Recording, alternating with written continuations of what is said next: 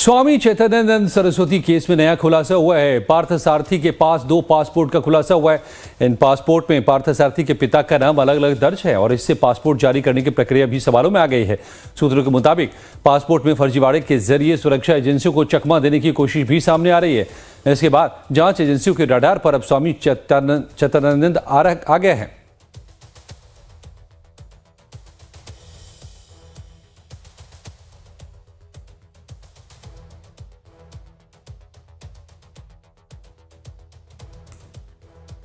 तो यौन उत्पीड़न मामले का आरोपी स्वामी चैतन्यानंद सरस्वती उर्फ पार्थ सारथी की गिरफ्तारी को लेकर के दिल्ली पुलिस लगातार कोशिश में जुटी हुई है।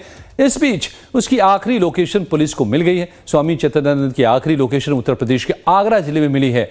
वहीं स्वामी चैतन्यानंद की करतूतें धीरे धीरे करके अब सामने आ रही हैं। एजेंसियों को शक है कि स्वामी कई तरह के फर्जीवाड़े में शामिल है। लाइफ टाइम्स के पास उसका चैट मिला है जिसमें वो लड़कियों को अश्लील मैसेज कर रहा है। इस मैसेज के जरिए वो लड़कियों को लुभाने की कोशिश करता है। इसके साथ ही उनको नौकरी और लग्जरी लाइफ देने का भी दावा करता है। यही वो ऑफिस है जो फर्स्ट फ्लोर पे चैतन्यानंद का ऑफिस होता था और उसके जस्ट बगल में एक रूम है जिसको आप कह सकते हैं कि ये टॉर्चर रूम है। यहीं पे वो लड़कियों को जबरन बुलाता था। जबरन बुलाने के पीछे वो पहले तो प्रलोभन देता था। वो लड़कियों से कहता था करियर बना देंगे, विदेशों में घुमाएंगे। इस तरह के तमाम प्रलोभन उन EWS कोटे से पढ़ने वाली लड़कियों को देता था। उनके पास लाइफ टाइम्स के पास एक स्क्रीनशॉट भी आया है जिसमें वो मैसेजेस करता था। इस मैसेज में देख सकते हैं कि I love you, you are looking beautiful today, you have nice curly hair. इस तरह के तमाम जो वो मैसेजेस है वो लड़कियों को करता था। जाहिर है समझ सकते हैं कि बरगलाने के लिए वो किसी भी हथकंडे को अपनाता था और शायद यही वजह है कि 1-2 नहीं बल्कि 17 लड़कियों ने जो जज हैं उनके सामने बयान दिया है कि किस तरह की वो करतूतें करता है। फिलहाल पुलिस ने इस मामले में FIR दर्ज करने के बाद से लड़कियों से स्क्रीनशॉट्स ले लिए हैं। जो मैसेजेस आते थे वो ले लिए हैं ताकि सबूत के तौर पर कोर्ट में पेश किया जा सके। इसके अलावा दिल्ली पुलिस ने लगभग 1 दर्जन के करीब टीमें बनाई हैं जो अलग अलग जगहों पे जाके बाबा की तलाश कर रही हैं। आपको बता दें कि लास्ट लोकेशन बाबा का आगरा में आया था और वहीं से बाबा का जो मोबाइल है वो स्विच ऑफ जा रहा है। लेकिन पुलिस का कहना है कि हो सकता है कि दूसरे स्टेट्स में भी वो वहाँ से चला गया हो। कारण ये है कि आगरा से जस्ट आसपास हरियाणा का भी बॉर्डर पड़ता है। इसके अलावा कहीं दूसरे राज्यों में भी वो जा सकता है। तो बहरहाल हरियाणा, पंजाब और उत्तर प्रदेश में जो टीमें हैं लगातार सर्च कर रही हैं। इसके अलावा दिल्ली में जो उसके ठिकाने थे जहां पे वो आता जाता था, जो उसके पहचान के लोग थे, उनसे भी लगातार पूछताछ जारी है। दिल्ली पुलिस को भरोसा है कि जल्द ही बाबा को दबोचा जाएगा ताकि उसकी जो सारी संगीन वारदातें हैं उससे पर्दा उठाया जा सके और कानून के तहत उसको असली जगह पहुंचाया जा सके। कैमरामैन विवेक शुक्ला के साथ मैं प्रशांत त्रिपाठी, लाइव टाइम्स, दिल्ली। इस घटना के बाद से आलम यह है कि शारदा इंस्टीट्यूट ऑफ मैनेजमेंट में काम कर रहे कर्मचारी कैमरे पर कुछ भी बोलने को तैयार नहीं है। देखिए, हमारे संवाददाता ने उनसे बातचीत करना चाहा लेकिन कैसे वो बातों को लगातार टाल रहे हैं। मैं ये जानना चाहता था जो आरोप वगैरह लग रहे हैं। हाँ जी,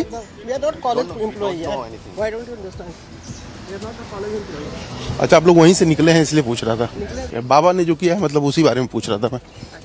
हमें कुछ नहीं पता। कुछ नहीं पता। ठीक। और इस मैनेजमेंट विद्यापीठ के बगल में ही भारतीय लोकपाल का ऑफिस है जहां पर काम करने वाले कर्मचारी भी ये सुनकर हैरान हैं कि बाबा ने इस तरह का कुकर्म किया है। इन लोगों का कहना है कि बाबा साधु का वेश रखकर भंडारे करवाता था तो इन लोगों को लगता था कि बाबा बहुत भला आदमी है। वैसे ही लोगों ने सुना कि उसने इस तरह की घिनौनी वारदात की है, उसके बाद से सभी हैरान हैं। चलिए, मेरे साथ कुछ लोग हैं यहाँ पे। बाबा ने जो किया क्या कहेंगे उस पे? बाबा ने गलती किया है समाज के साथ। इसको तो करना भी नहीं चाहिए था ऐसे बगल में। वो बाबा हो के तो ऐसा कुछ करना भी नहीं चाहिए उन्हें। चलिए, आप साधु समाज के ऊपर क्या प्रभाव पड़ेगा? चलिए, आप यहीं लोकपाल में नियुक्त हैं? हाँ जी। भंडारा खिलाते थे और इतना बड़ा कांड करके बैठे, हम लोग खुद शौक है। ऐसा भंडारा हमने पता नहीं, हमने वो पाप हमने खाया है वो। अब हमको शर्म आ रही है कि हमने क्यों खाया है वो भंडारा, कि उन बेटियों के साथ दुष्कर्म कर रहे हैं बाबा जियों के। समाज के क्या मैसेज जाएगा दुनिया के पास कि बाबा लोग ऐसा कर रहे हैं। तो जब वो सामने आप लोगों के आते थे चिन्मयानंद, तो किस तरह का भाव, भंगिमा, वेशभूषा किस तरह का होता था? वैसे वो कार में रहते थे, उनके अंदर ही उतरते थे, बाहर अंदर ही रहते थे। हम तो बाहर खाली वॉक करते थे जैसे लंच वंच में, तो देख लेते थे कभी आते जाते हुए। बाकी फेस टू फेस तो कभी उनसे मिले नहीं हम। वो तो वॉल्वो कार में आते थे रेड कलर की और चले जाते थे। महंगी कार है काफी, है?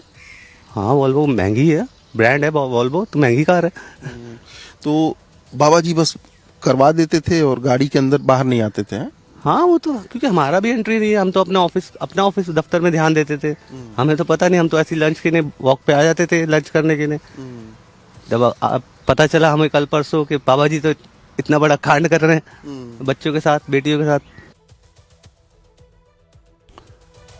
तो दिल्ली पुलिस स्वामी चित्तरंजन सरस्वती को पकड़ने के लिए जगह जगह छापेमारी कर रही है, लेकिन बाबा गिरफ्तारी से बचने के लिए हर बार नया रूप धर रहा है।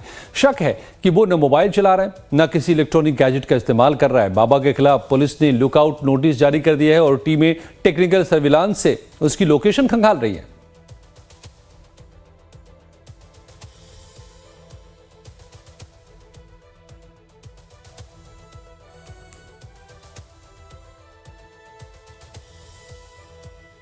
जांच में बड़ा खुलासा हुआ है। चित्तरंजन ने न सिर्फ छात्राओं का शोषण किया, बल्कि संस्थान की प्रॉपर्टी पर भी कब्जा कर उसे प्राइवेट कंपनियों को किराए पर दे दिया।